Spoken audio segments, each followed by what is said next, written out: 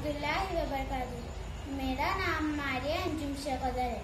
हमारे स्कूल का नाम है Fatima girls Urdu primary school.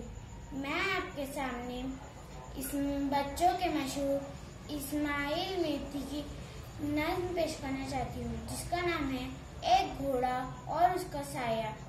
एक घोड़ा तनी आया तबदार, अपने साये से बिदकता बार बार।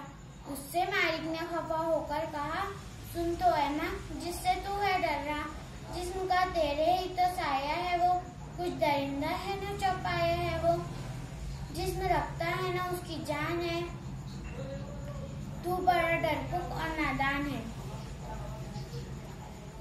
यूं दिया घोड़े ने मालिक को जवाब, सच कहा ये आपने लेकिन जनाब, आदमी से बढ़कर मैं वहमी नहीं, अन्य ही बातों का है जिसको यकीन। भूत से डरना भी कोई बात है, क्या ये वहमी आदमी की जात है। क्या अजब